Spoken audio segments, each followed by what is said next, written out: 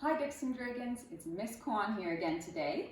I'm going to play a little game with you called Who Lives in the Tundra? But just to recap, let's talk about the tundra. The tundra is a really cold place with not very many tall trees, lots of rocks, and it's pretty dry. So, who do you think lives here? Let's look again. These are both pictures of Iqaluit and the tundra. Who do you think might live here? Well, the Inuit people had a very special relationship with the animals. They used animals for food, clothing, and tools. So, before we get into the game, I'm going to be asking you who lives in the tundra, and I will show you 3 animals and give you 1 moment to guess. If you get it right, you'll hear an applause, and I'll tell you about the animal. Let's get started. So, who lives here? A lion, a pigeon, or the Arctic wolf? Who do you think? That's right, it's the Arctic wolf. The Arctic wolf has a nice white fur coat to blend in during the snow, and it has it also to protect it from the cold winters. Let's try again. Who lives in the tundra? A sea turtle, Nemo, or a beluga whale?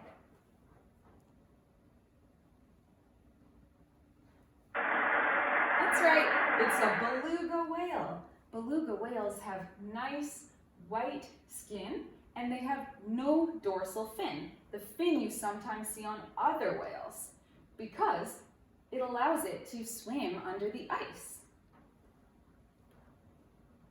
Now, who lives here? A polar bear, a parrot, or a lion? That's right, the polar bear. This tired polar bear lives in the Arctic. It is a very big animal with lots of fur to protect it. It spends a lot of its time on the Arctic ice, and it eats a lot of the seals. Now, who lives here? A goldfish, a panda, or the Arctic char? That's right, it's an Arctic char. This is a very important fish for the Inuit and Iqaluit community. They used it to eat for most of the year, and this fish can last in the freezing cold water all year round. Now, who lives here? Is it the ringed seal, this silly dog, or a raccoon? That's right, it's the ringed seal.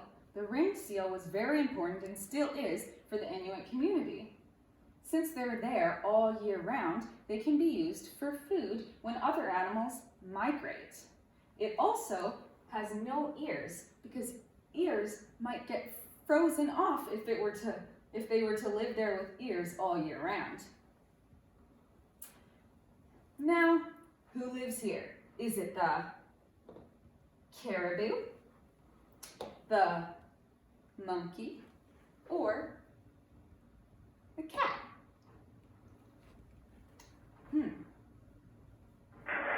That's right, it's the caribou. Some people also call this a reindeer. It has lots of fur to keep it warm, and they actually love to swim, so they need that fur to keep them warm. The caribou was very important and still is to the Inuit and Iqaluit community. It used to be important for many different tools and for food as well. Thanks for playing. We've learned so much about all the different animals that can live in the tundra. There are so many, and they have special features to keep them warm, as they need to keep warm all year round. Which animal do you want to learn more about? Thanks for watching. Oh, before I forget, let's look over here. This is a T-chart. You might see something like this in your bag next week. It is used to organize information. I will give you pictures of animals and you can put them under which city you think the animal lives in. If you think it lives in Iqaluit, like a polar bear, you would glue it under here. If it's something like a raccoon that wouldn't survive in the cold, but you've seen in Richmond, you can place it here. That's it for today.